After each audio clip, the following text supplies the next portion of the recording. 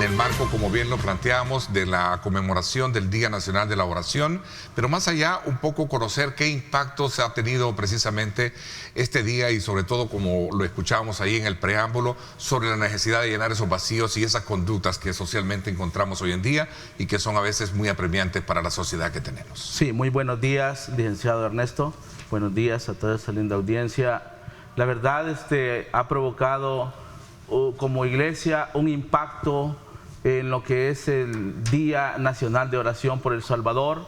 Tenemos 21 años que se aprobó, hoy estamos celebrando 21 años del decreto aprobado en el 2003 por la Honorable Asamblea Legislativa, y el impacto que se ha provocado es orar por la nación, orar por la seguridad, orar por el bienestar de nuestro país, El Salvador, y diversos pastores, líderes, personas hemos trabajado alrededor de estos años en tiempos difíciles, clamando, pidiendo un cambio, una transformación a Dios para que Él pudiera traer tiempos diferentes. Y creo que hoy en estos tiempos lo estamos viviendo como una respuesta que Dios ha traído a nuestra nación, y en ese aspecto hemos provocado como iglesia y la población en general ha provocado un impacto en la oración, en los cambios que Dios ha traído al país. La sociedad misma nos presta atención y decir, no tenemos dónde ir.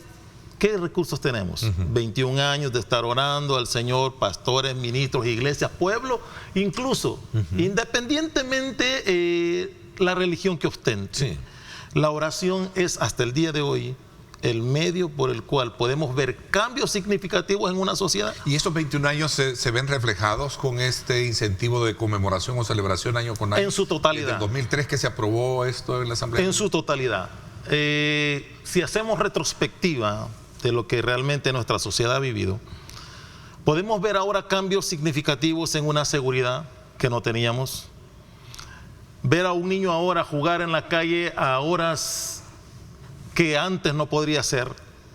Inclusive nosotros como padres, en mi caso muy particular, ver a nuestros hijos quedar en medio de discordias que no tenían nada que ver nuestros hijos.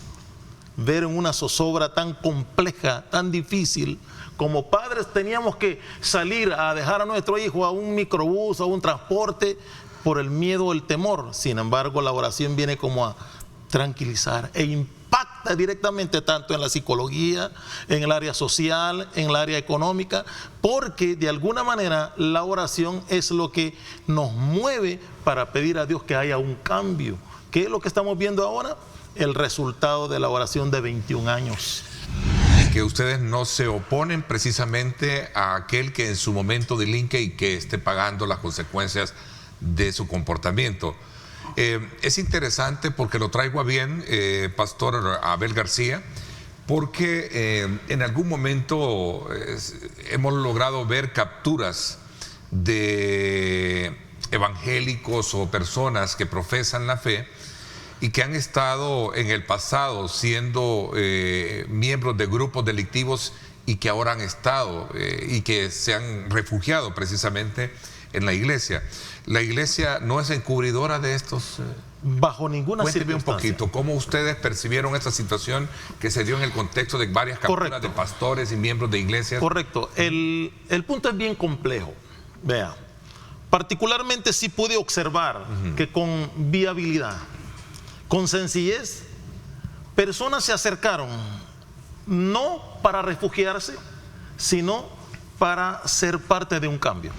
Del momento actual que vive el país, ¿verdad? Esta transición que ustedes muy bien ubican, en el caso muy en particular de la iglesia evangélica, frente a una realidad de seguridad que se vive hoy en día y por supuesto en el contexto de la conmemoración, celebración y el Día Nacional de la Oración, que es el próximo día sábado, y ya vamos a hablar de eso. Solo quiero cerrar este capítulo porque es bien interesante esta acotación, porque todo el mundo decía, bueno, y se hace pasar por pastor, se hace pasar por evangélico, y ha sido un gran, perdón el término, voy a ocuparlo así en el coloquio popular, un gran malandrín, ¿verdad? Ha matado gente, malacate, dicen por ahí en malacate, ¿no? Sí. La iglesia, por eso le decía, es decir, el corazón perdona, pero la justicia no. En ese contexto, tenemos que entender y comprender que la iglesia jamás, nunca será el acopio de personas que puedan continuar delinquiendo. Lo que la iglesia hace es rescatar personas para ayudarlos a cambiar, a mejorar su conducta, a mejorar su vida social, a mejorar cómo comportarse con la sociedad. Así es. Ok, ¿siempre la justicia va a alcanzarlo? Por supuesto que sí.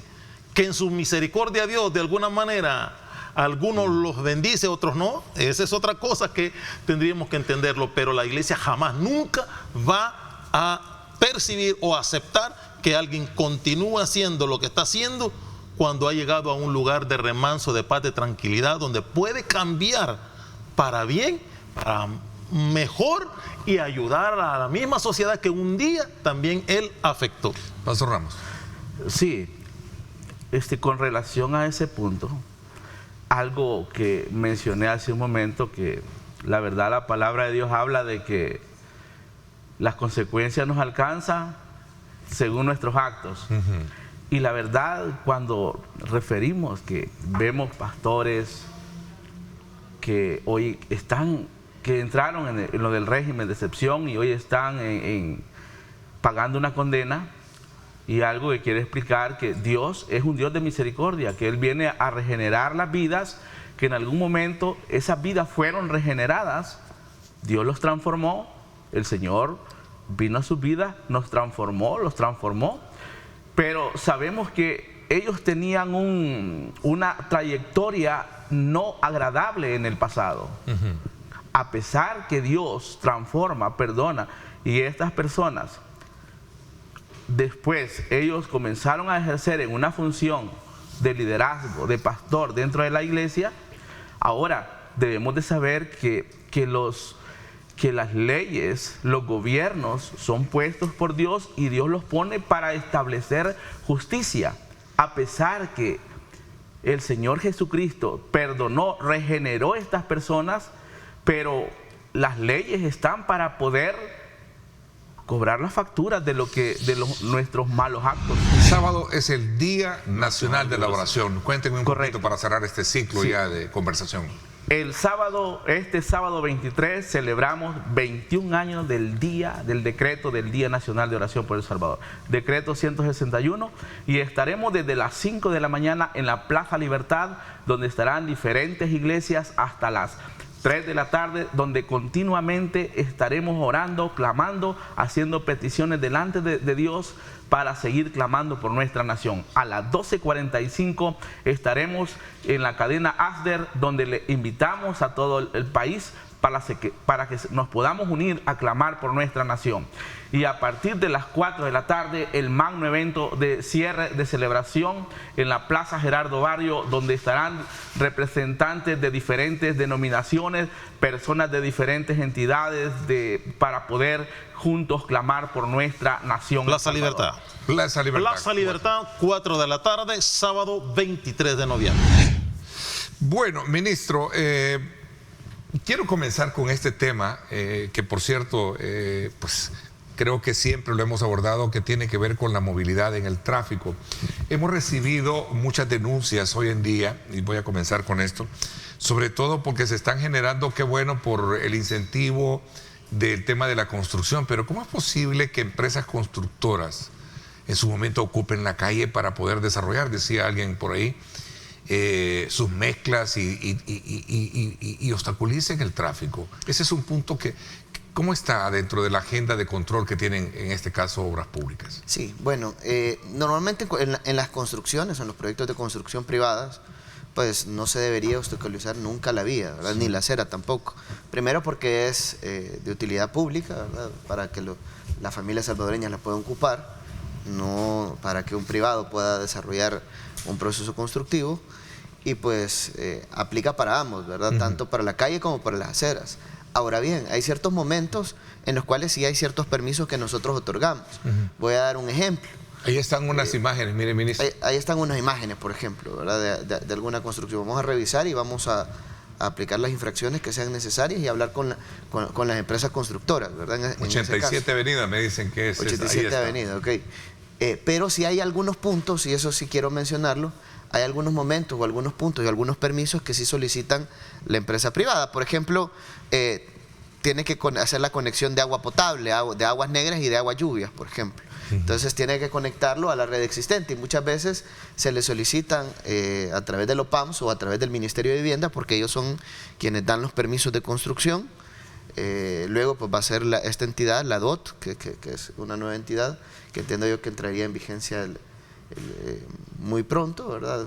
Entiendo yo que para el próximo año, pero más allá de eso es que ahorita pues quienes otorgan los permisos es los PAMS para el área metropolitana de San Salvador, incluyendo La Libertad, y el Ministerio de Vivienda en el resto de lugares que no componen el área metropolitana. Entonces, pero hay ciertos permisos que sí son de agua potable, de aguas negras, de aguas lluvias, que pues el agua potable obviamente y aguas negras lo da ANDA, y en el caso de aguas lluvias pues lo da el Ministerio de Obras Públicas.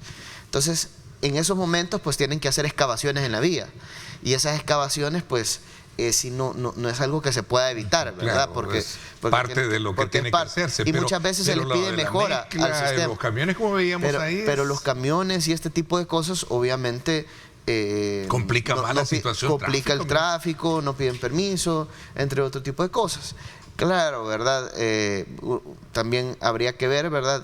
Normalmente cuando el edificio está avanzado, pues, ¿a dónde va a meter el camión? Y uno pues puede de alguna manera pues comprender esa situación. Sí. Ahora bien, sí, lo mejor es que se coordine con el Ministerio de Obras Públicas y Transporte, ¿verdad?, para poder ver el tema del tráfico. Ernesto, felicidades al Ministro de Obras Públicas. El tema que tú has planteado como denuncia que hacemos los que andamos en la calle es correcto. No es posible que estas construcciones ocupen la arteria y puedan complicar más el tráfico. Felicidades al ministro. También aprovecho para denunciar que en ciertos carriles específicos de calle las comunidades ocupan de parqueo, y esto también viene a complicar más el tráfico. Ese es también otro tema. Sí, ese es otro tema. Nuestro país pues carece de parqueos públicos o parqueos privados, ¿verdad? En muchas áreas, en muchos lugares. No significa que eso es lo que le apuestan necesariamente en los países desarrollados, y hay que mencionarlo, ¿verdad? Es más, la gente va a Nueva York o va a diferentes estados de los Estados Unidos, por ejemplo, o en Europa, y pues les venden la casa incluso sin parqueo. Los apartamentos pues obviamente no tienen parqueo. ¿Qué es lo que sucede? Pues le apuestan al transporte público, al tren, al metro, a diferentes sistemas que de alguna manera ayuden a las personas a movilizarse, y todo queda pues relativamente cerca, ¿verdad? En alrededor de 15 kilómetros tú tienes un supermercado, tienes un hospital, tienes una escuela, tienes todo lo necesario para que una persona al menos alrededor de 15 kilómetros pues pueda satisfacer sus necesidades básicas. Entonces, eso es lo que normalmente pues se ve en los países desarrollados. Obviamente nosotros tenemos que apostarle a eso, pero más allá de eso es que tampoco podemos decir, bueno, y que es primero, ¿verdad? El huevo o la gallina. No podemos decir siempre, bueno, entonces el problema es que no hay parqueo y lo podemos dejar siempre pero ahí. La ley es ley, puede sancionar a quien esté parqueado en una zona, un eje preferencial, por ejemplo. Exacto. Y ese es el punto al que voy, ¿verdad? Es decir, en el caso de que es primero, ¿verdad? O el parqueo o la sanción.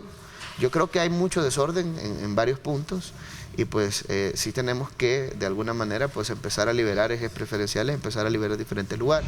En esto deberías de darte una vuelta por la diagonal universitaria y también el centro de gobierno, que ya es complicado también. Sí, el es tema complicado el centro de gobierno, diagonal universitaria, pero sí hay algunos proyectos que tenemos planeados por ahí para poder garantizar que se despejen, ¿verdad?, los ejes preferenciales. Además de proyectos de transporte que de alguna manera pues va a contribuir a eso, es decir, a que utilicen menos también el vehículo. Entonces, hay varias cosas que en los próximos días, yo creería que el próximo mes, pues vamos a empezar, y que de alguna manera va a contribuir a que las personas ocupen menos el vehículo, en el caso del centro de gobierno y todos estos lugares. Pero también pues tenemos que ordenar, ¿verdad? Tenemos que ordenar porque ya existen parqueos, ¿verdad? Parqueos de diferentes ministerios. Posiblemente pues esos parqueos estén agotados, o hay personas, y esto hay que decirlo, hay personas que prefieren no dejar el vehículo parqueado quizás en el Ministerio de Educación o en algún ministerio, porque, es decir, como son tantos los vehículos que están parqueados adentro, que al final, pues, ¿cuánto te podrías tardar? 1 hora quizás en salir, ¿verdad? Entonces, si lo dejas en la calle, pues solo lo agarras y te vas. Debería, dice acá otro, fíjate, interesante esta otra pregunta, mire. Debería, Ernesto, con mucho respeto, el ministro de lanzar un plan para esta época de fin de año, porque viene el movimiento navideño y el tráfico colapsa. El tráfico colapsa. Y viene también, aquí hablan del Black Friday, ¿no? También, que viene. Entonces, debería de lanzar un plan para poder mitigar ese problema. Y es cierto, buena recomendación, ¿no? Sí, totalmente, no. Y nosotros ya tenemos un equipo, ¿verdad?, que se va a integrar. Vamos a incrementar la cantidad de gestores, principalmente, inspectores, porque los gestores ya tienen facultades para poner multa, ¿verdad? Y esto es importante. Entonces, vamos a incorporar más personal, porque esto nos va a ayudar de alguna manera, junto con la fotomulta, que también la vamos a empezar a operar, el sistema de fotomulta, para poder controlar el tema del tráfico, para poder evitar accidentes y empezar a ordenarnos, ¿verdad? Porque no es posible que sigamos, pues, con vehículos, por ejemplo, que se estacionen en lugares indebidos, o personas, pues, que siguen infringiendo las leyes de tránsito. A ver, ministro, hay que resaltar algo, que este gobierno ha tenido una característica, usted igual, que ha sido precursor también de eso, armas tomar, es decir, hagámoslo ya, ¿no? Se han hecho rápido. Así es, yo creo que... Se puede pensar en eso. La vez pasada hablábamos del caso Citran, por de hecho, ejemplo, ya tenemos los estudios, solo para poder tener una idea, solo tener los estudios nos ahorra 3 años, es decir, nosotros ya nos ahorramos 3 años con los estudios, ¿verdad? Ahora bien, ahora va la otra fase, la fase de la búsqueda del financiamiento, porque nadie te da financiamiento si no hay estudios en este tipo de sistemas. Es decir, un proyecto que cuesta $1.000 millones, por ejemplo, bueno, no se los vamos a dar sin decir de dónde sacan que vale $1.000 millones, por ejemplo, ¿verdad? Bueno, es que hicimos estudios de suelo, topografía, trazados, tenemos, digamos, los terrenos donde va a pasar, etcétera, diferente información. Crucial, qué tipo de sistema, porque es decir, uno habla del metro, pero hay diferentes sistemas, metro pesado, metro ligero. Aquí le sugieren el Citran, monorriel, Ernesto, ¿por qué el presidente, habla del presidente, pero partamos, ¿por qué las autoridades no utilizan los vehículos del Citran que ya se están llenando de moho y se están arruinando? Sí, mira, los vehículos del Citran, primero que no son del gobierno, ¿verdad?, sino que son de una empresa privada que, pues, obviamente está siguiendo todo un proceso judicial, junto con los exfuncionarios, ¿verdad?, que estuvieron en su momento. Eso en primer lugar. En segundo lugar, pues, nosotros consideramos, si bien es cierto, pues, el BRT, el bus de transporte rápido, ¿verdad? Es decir, hay que mencionarlo, es una alternativa que existe de movilidad, pero consideramos que para la solución, de acuerdo a los estudios que se han hecho, para la solución que necesita nuestro país en términos de movilización de personas, pues no será suficiente, al menos proyectándolo incluso a 10 años. Es decir, según los estudios, nosotros tendríamos que agarrarnos 4 carriles para poder garantizar la demanda que va a tener el área metropolitana de San Salvador de aquí a 30 años, por ejemplo. Entonces, es decir, no te puedes proyectar un sistema de transporte ni tan siquiera 10 años, porque, bueno, ¿cuánto te vas a tardar en construirlo? 3, digamos, ¿verdad? Y, bueno, digamos el Citran, porque ya hay infraestructura, etcétera. Bueno, nos tardamos 1 año, digamos, ¿verdad? Pero de acá a 10 años, a 15 años, ese sistema no va a ser suficiente. Ernesto, gracias. Me lo vuelve a enviar el televidente, dice... ¿Por qué no capacitan mejor a los gestores? Porque ellos están, dice, para viabilizar tráfico según la demanda de momento y no adaptarse a los, adaptarse a los tiempos del semáforo. Interesante este punto, ministro. Sí, hay algo, ¿verdad? Y es que en algunas intersecciones o en algunos puntos, lo que tratan de hacer algunos gestores es darle más tiempo al color verde. Obviamente lo que no debe de hacer el gestor es seguir lo mismo del semáforo, sí, ¿verdad? No tiene sentido. Porque si está en verde y dice sí, si está en rojo dice pare, bueno, entonces mejor contratamos un poste, pero bueno, más allá, para eso está el semáforo, pues, ¿verdad? La idea es, en ciertos momentos, porque están los gestores en esos puntos, es, por ejemplo, darle ellos le llaman dar dobles, dicen ellos, ¿verdad? Al final es dar 2 veces el verde, ¿verdad? Es decir, cuando está en verde, pues sigue, y cuando está en rojo, pues también sigue. Ese sentido. Y funciona, ministro. El sentido Yo he visto donde hay que más funciona. tráfico. Funciona cuando ocupan esa técnica. Yo creo que, exacto, yo también creo que funciona. Ahora bien, ya con los semáforos inteligentes, cuando ya ahorita pues que lo tenemos ya prácticamente conectado al centro de monitoreo y que vamos a optimizar esos tiempos, ya no va a ser necesario tener los gestores. Porque van a estar monitoreando dónde está la cola más larga para darle paso. Así será, en pocas exacto, y la palabras misma, sencillas, ¿no? Para así es. eso. Vamos a monitorear, y no solo nosotros, sino que también la tecnología nos va a ayudar a priorizar en tiempo, ¿verdad? La misma tecnología optimiza los tiempos. Entonces eso es importante mencionarlo, porque eso sí va a ayudar. De acuerdo a lo que se ha visto en otros países, más o menos los tiempos de traslado de la gente con semáforos inteligentes se puede reducir hasta un 30%, ¿verdad? No más de un 30%, ¿verdad? Eso tampoco voy a dar otros números, ¿verdad? Incluso puede ser entre un 15 y un 30% del tiempo. Porque solo los semáforos no son una solución como tal, ¿verdad? La solución es apostarle al transporte público, más allá de una carretera, más allá de cualquier otra obra física de obra vial, ¿verdad? Lo importante es el transporte público, que lo hemos visto y se ha demostrado en diferentes países que funciona. Que es lo que ha funcionado. Deme la primicia, ministro. ¿Qué va a hacer con toda esa infraestructura del Citran? Sí, mira, nosotros hicimos unos estudios de sistemas de transporte público, realmente público, pero masivo. Y pues básicamente lo que estamos viendo es el tema de los recursos, el tema de los fondos, ¿verdad? Media vez pues tengamos la fuente de financiamiento, ahí pues ya vamos a empezar con la construcción de cualquier tipo de sistema, ¿verdad? Claro, estamos hablando de sistemas de transporte rápido, ágil, seguro para la población salvadoreña, no de un BRT, porque hay que mencionarlo, no de un BRT. ¿Y esto que se tenía con sistema. Corea, qué era? ¿Con Corea se había pensado hacer algo? No.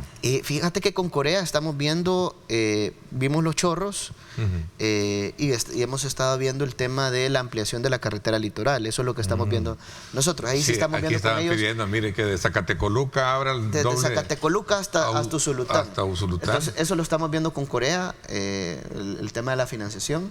Hay una apuesta para que a partir del próximo año ellos hagan los estudios de factibilidad, porque ellos han pedido que ellos tienen que actualizar esos estudios, ¿verdad? Que tengamos. Y más o menos luego de eso puede durar cerca de 6 meses. Quiere decir que llegaríamos hasta junio, julio, porque digo julio, yo creo que julio porque ellos hacen un proceso de contratación interno, ¿verdad? Entonces ese proceso puede ser que le lleve el mes de enero y pues empiecen en febrero. De ahí en julio pues debería estar ya terminado.